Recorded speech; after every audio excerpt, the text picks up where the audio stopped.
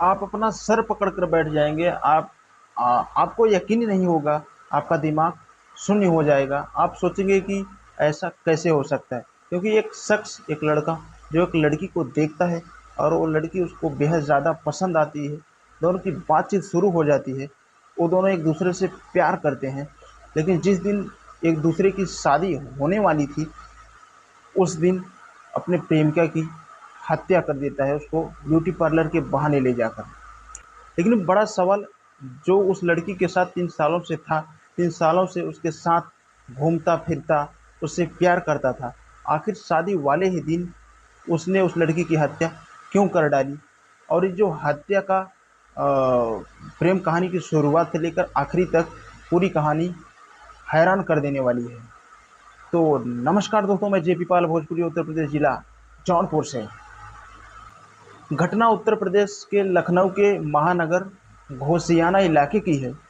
बीते 4 मई को वहां पर एक लड़के की शादी थी, और शादी संजय कुमार की बेटी कोमल की थी। कोमल की उम्र 22 साल थी। 4 मई की सुबह जब वो उठती है तो घर में 4 मई को ये शादी की सारी रस्में चल रही थी। सारे जितने भी मेहमान थे वो आ चुके थे, और जो कोमल का दहेज वगैरह जितने भी जोड़े थे उनको तैयार कर दिया गया था, क्योंकि शाम के टाइम बारात आनी थी। संजय कुमार और जो कोमल की माँ थी, ये सब तैयारियों में लगे हुए थे।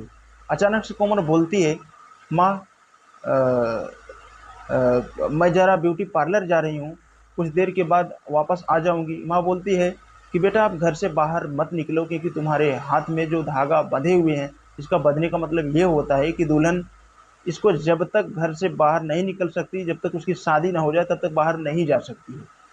लेकिन कोमल बोलती है कि नहीं माँ, मुझे जाना ही है। सारे रिश्तेदार कोमल को मना करते हैं, लेकिन कोमल अपनी जिद पर ही टिकी रहती है। लेकिन फिर उसको बोलते हैं लोग कि एक काम करो, मैं तुम्हें बाइक पर बिठा के लेके चलता हूँ। वो सब कुछ मना कर देती है, बोलती है कि मैं अकेले ही जाना चाहती हूँ। उसकी माँ बोलती है कि मैं एक मेकअप लेडीज लेडीज मेकअप को आपके घर पे, अपने घर पे ही बुलवा लेती हूँ। लेकिन फिर भी वो बोलती है कि नहीं माँ, मुझे अभी अकेले ही जाना है। वो बहुत ही जिद करके किसी तरह वो निकल जाती है। कोमल 9 बजे के टाइम अपने घर से निकलती है। उसके बाद 10, 11, 12, 1 बज जाता है। कोमल के माता पिता परेशान थे, आखिर वो इतना टाइम हो गया, और जो कोमल है उसी की शादी है और वो गायब है। कोमल को फ़ोन किया जाता है, लेकिन फ़ोन उसका ऑफ था।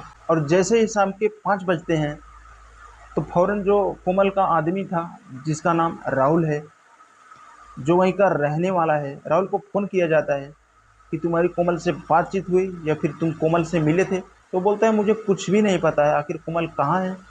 राहुल भी बहुत ज़्यादा परेशान होता है, क्योंकि वो उसका आदमी होने वाला ही आदमी था, और राहुल उससे बेशुमार बहुत ही प्यार करता था। लोगों की लव मैरिज होने वाली ही थी। राहुल परेशान होकर पूछने लगता है। माता पिता उसके घबरा जाते हैं कि इसको भी नहीं पता है, क्योंकि हर बात कोमल अपने प्रेमी राहुल को बताती थी, और ये बात कैसे नहीं बताई। अब माता पिता ढूंढते हैं। अब शाम का टाइम हो जाता है, जितने भी गेस्ट थे जो प्रोग्राम में आने वाले थे, वो सारे लोग आना शुरू हो जाते हैं। और जब सबको पता चल जाता है कि दुल्हन अचानक से गायब हो गई है, तो बड़ी हैरान कर देने वाली बात थी कि जिसकी शादी है और वो अचानक से वो गायब हो जाए, तो आप सोच सकते हैं कि आखिर क्या माहौल बना होगा। माता पिता रो रहे थे। वो लोग सीधा पुलिस के पास पहुंचते हैं, लेकिन पुलिस सुनती है, और पुलिस जो महानगर थाने की पुलिस थी, वो जरा से भी गंभीरता नहीं लेती है। वो बोलती है कि कहीं पे आपकी बेटी चली गई होगी, या गुस्से में कोई और मामला होगा, आप लोग जाइए, थोड़ी देर के बाद वो हो सकता है कहीं पे गई होगी तो आ जाएगी। ये बात बोलने के बाद वो माता पिता को भेज देते हैं, लेकिन माता पिता ये जिद कर रहे थे कि आप थोड़ी सी छानबीन तो कीजिए, उसके फ़ोन को चेक करिए, हमारी कोमल कहीं नहीं गई है। लेकिन पुलिस उनकी एक नहीं सुनती, उनको वापस लौटा देती है। अब आप ये देखिए, 4 तारीख से 5 तारीख लगती है, कोमल का कोई पता ठिकाना नहीं चलता है। फैमिली वाले में मातम पसरा हुआ है, चारों तरफ ढूंढा जा रहा है। इंस्टाग्राम, फेसबुक, कोमल के फ़ोटोज़ को भेजा जा रहा है, लेकिन कुछ पता नहीं चलता।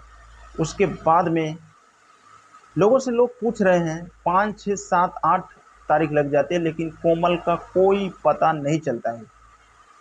पुलिस इस बात को जरा सा भी गंभीरता से नहीं लेता है। 4 दिन गुजरने के बाद जब 8 तारीख लगती है, कोमल के पिता के एक दोस्त हैं, वो मीडिया को बुलाते हैं, बहुत सारी मीडिया आती है। और मीडिया के सामने वो लोग हाथ जोड़कर मदद मांगते हैं। सोशल मीडिया पे उनकी पोस्टें वायरल होने लगती हैं। लोग उनकी पोस्ट को शेयर करने लगते हैं कि शादी वाले दिन दुल्हन गायब, 4 से 8 तारीख लग गई और कुछ मालूम नहीं चला। ये मामला जब वायरल होता है, वीडियो जाती है सोशल मीडिया पर, वायरल होता है, तब पुलिस, महानगर पुलिस, थाने की पुलिस ये मामले को संज्ञान में लेती है। उसके बाद में 4 दिन गुजरने के बाद पुलिस बहुत तेज़ी से जांच करने लगती है। उसके बाद उनके माँ बाप को बुलाया जाता है, पूछताछ किया जाता है, तो वो लोग पूरी कहानी बताते हैं कि कोमल इतने टाइम घर से निकली थी। वहीं कोमल को पुलिस शाम को उसके फ़ोन को सर्विलांस पे लगाती है कि कोमल ने आखिरी बार फ़ोन कब और किसको लगाया था। तो ये जैसे ही पुलिस चेक करती है, पुलिस को एक नंबर मिलता है। जब नंबर को कोमल के माता पिता को दिखाती है तो माता पिता बोलते हैं ये नंबर तो हमारे दामाद का है, कोमल के उसका पति जो होने वाला था। और पुलिस फ़ौरन राहुल को उठाती है, क्योंकि लास्ट टाइम राहुल से बातचीत हुई थी। राहुल को गिरफ्तार किया जाता है, उससे पूछताछ की जाती है। और जब लोकेशन दोनों को देखी जाती है तो लोकेशन दोनों को एक थी। पुलिस पूछती है कि आखिर तुम कोमल को कहाँ लेके गए, कोमल के साथ में क्या मतलब किए, जल्दी से अपने गुनाहों को कबूल किया। जब सख्ती से पुलिस पूछताछ करती है तो राहुल रोने लगता है और वो बताता है कि मैंने कोमल की हत्या कर दी, उन्होंने कोमल को मार दिया। मेरे पास इसके अलावा कोई रास्ता नहीं था, मैं मार दिया तो मार दिया, मुझे इसके बारे में कोई भी अफसोस नहीं है।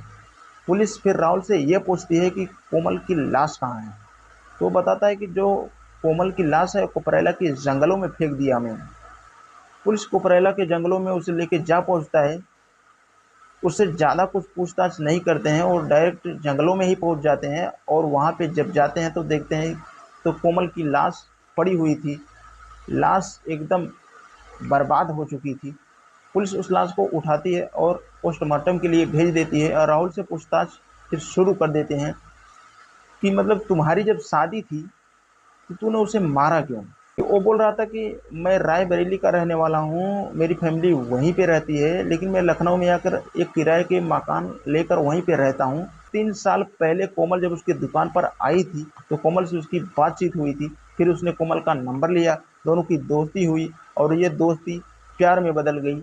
और जब पहली मुलाकात वो करने के लिए, जब वो पहली बार जब रियलिटी में सामने सामने मिला था तो वो कोमल को कुकरेला के जंगलों में लेकर आया था, यहीं पर उससे मिला था। और जब भी उसको मिलना होता था तो वो उसी जंगलों में जा पहुंचता था।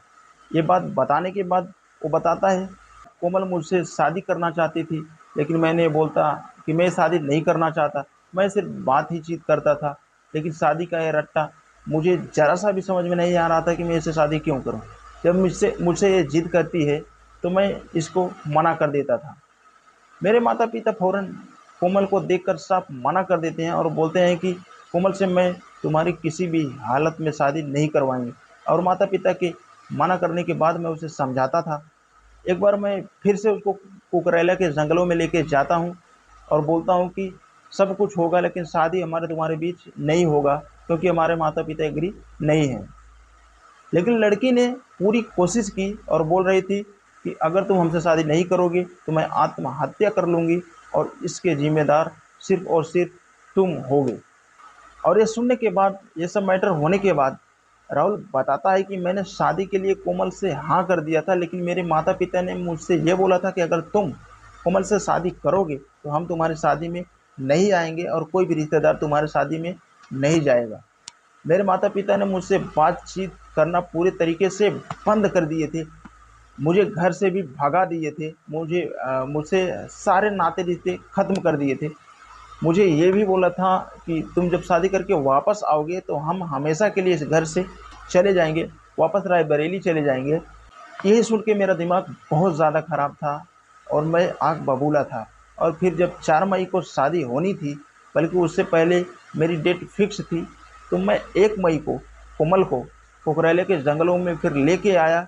मैंने उसको समझाया, लेकिन उस दिन कोमल को मौत के घाट उतारने का मेरा प्लान नहीं था। फिर भी मैं घबराहट में वहाँ से चला गया। लेकिन 4 मई को मैंने कोमल को वहीं जो महानगर इलाका है वहाँ पर बुलाया। उससे बोला कि आज मैं तुम्हें लेके चलता हूँ ब्यूटी पार्लर के लिए और फिर मैंने उससे ये बोला कि आज हम उस जगह चलेंगे जहाँ पर पहली बार हम लोगों ने मुलाकात की थी, क्योंकि अब तो हमारी शादी होने वाली है, इसलिए हम लोग चलते हैं, एक बार फिर से अपनी पुरानी याद को ताज़ा करते हैं। और बाकायदा मैंने कोमल को फिर से समझाया, मैंने उनको बताया कि माता पिता मुझे छोड़ रहे हैं, मेरा कोई रिश्तेदार मुझे साथ ही नहीं दे रहा है, तुम्हारे बीच जो शादी हो रही है सब लोग इससे नाराज़ हैं, सिर्फ तुम्हारे लिए तुम मुझसे शादी ना करो तो ज़्यादा अच्छा रहेगा। लेकिन ये बात लड़की मानने के लिए तैयार नहीं थी। कोमल बोलती है तू शादी करूंगी तो तुमसे ही करूंगी और आज करूंगी। ये बात सुनते ही मेरे दिमाग पर खून सवार हो जाता है और वहीं पर मैं कोमल की चुनरी को उसको फंदा लगा देता हूँ और तब तक उसके गले पर बैठा रहता हूँ जब तक वो मर नहीं जाती। और इसके अलावा मैं कर ही क्या सकता था, हत्या कर कर वो वापस चला जाता है। मेरी प्लानिंग थी कि मैं कोमल की हत्या कर दूंगा, उसके बाद मैं पकड़ा नहीं जाऊंगा, उसके बाद आराम से अपने घर पे रहूंगा, लेकिन मैं पकड़ा गया। इसके लिए मेरे को कोई अफसोस नहीं है, मुझे कोई अफसोस नहीं है, क्योंकि मेरे पास कोई रास्ता नहीं था। बहुत खुशी है मैंने शादी से बेहतर कोमल की हत्या कर दी। और ये बयान जब कोमल के माँ बाप सुनते हैं तो वो लोग रो रो कर एकदम बेकार हो जाते हैं। वो बोल रहे थे कि अगर तुम्हें शादी नहीं करनी थी तो शादी मत करता, कम से कम उसको जिंदा तो रखता, मारता तो मत। तो ये जो घटना थी इसको सुनाने का मकसद हमारा ये था कि अगर आप लड़का या लड़की हैं तो ज़बरदस्ती शादी किसी से भी ना करें, क्योंकि कोई लड़की ज़बरदस्ती किसी से शादी कर रही है तो ये शादी ज़्यादा दिन तक नहीं टिकेगी, क्योंकि ज़बरदस्ती शादी कोई कर लेता है तो वो लड़का कभी भी उसे खुश नहीं रखेगा, क्योंकि ज़बरदस्ती के रिश्ते कभी नहीं टिकते। लड़का बाहर रहेगा, किराए पर रखेगा या कुछ भी उसके साथ गलत ही करेगा, कुछ दिन तक ये मामला ठीक ठाक अगर चल भी सकता है तो कुछ ही दिनों तक रह सकता है, और ज़्यादा दिन तक नहीं चल सकता है। इसलिए अपने माँ बाप के कहने पर आप चलेंगे तो ज़्यादा बेहतर रहेगा। ये लव मैरिज जो है लोगों को फंसा ही देता है। कुछ लोग सक्सेस हो जाते हैं पर सब लोग नहीं होते हैं। तो इस कहानी के बारे में आपका क्या कहना है, आप कमेंट्स में अपनी राय ज़रूर दें। जाते जाते बस इतना कहना चाहूँगा कि अगर ऐसा वीडियो देखना आप पसंद करते हैं तो हमारे चैनल को सब्सक्राइब करें, और सब्सक्राइब करके बेल का आइकन ऑल पे ज़रूर प्रेस करें, और फेसबुक पे देख रहे हैं तो मेरे पेज को फॉलो करें। तो आज के लिए बस इतना ही, मिलते हैं किसी नेक्स्ट वीडियो के साथ।